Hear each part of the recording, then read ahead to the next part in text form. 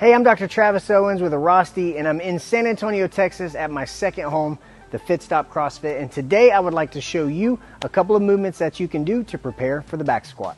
Let's get started. So the back squat is known as the king of all exercises. There's not one sport that an athlete cannot benefit from the back squat. So it's important that we understand how to do it properly. In order to do that, we got to understand how to prepare properly. And today we want to go through how to set up from top to bottom so that your body is warmed up and prepared to perform the back squat safely and effectively. So when we think about the back squat, the first thought that comes to mind is leg exercise, and you're not wrong. But in order to perform it the right way, we have to get the bar onto our body the right way. A lot of times tightness in our chest can create issues where the bar doesn't rest on our upper shoulder or upper back where it should. So in order to prepare to get the barbell where we need it, we're going to take a PVC pipe. And the easiest way to get this position is to think about it like a sword. We're going to hold it out in front. We're going to put it back in the sheath on our back. But instead, we're going to reach under with our opposite hand, okay? From here, we want to keep the elbow at about, the arm at about 90 degrees to the body.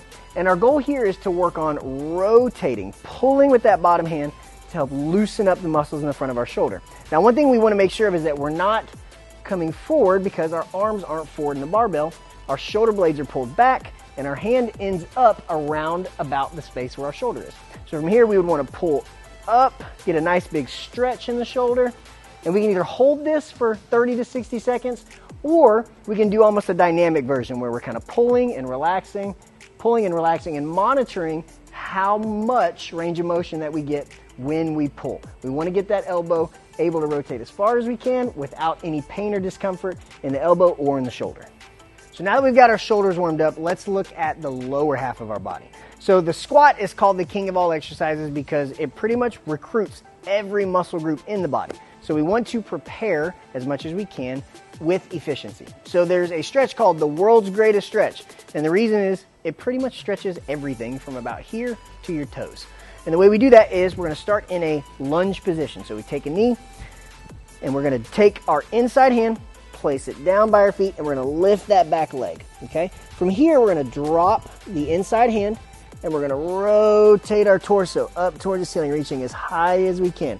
Now, some people would stop here. We're not going to do that. We're going to rotate the other way. We're going to get a big stretch here, come back to the floor.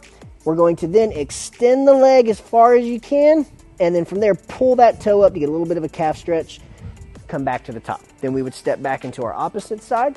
We're going to reach down, reach towards the ceiling, again back the other way.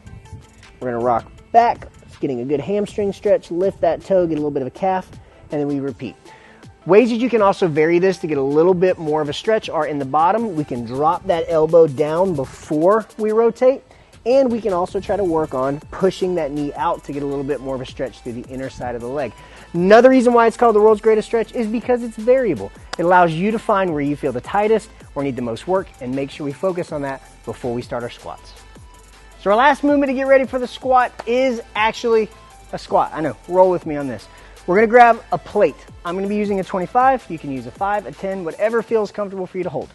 We're going to be doing a goblet squat. Now, this is not a goblet squat with the idea of workout. This is almost like a final test before we put the bar on our back. So we're going to take our weight, we're going to hold it close to the body. We're going to get our feet in the stance that we would perform the squat in, and we're going to lower towards the bottom, okay? Now, once you get to this low position, you want your back to stay straight, chest is tall, and you can wedge your elbows in between your knees.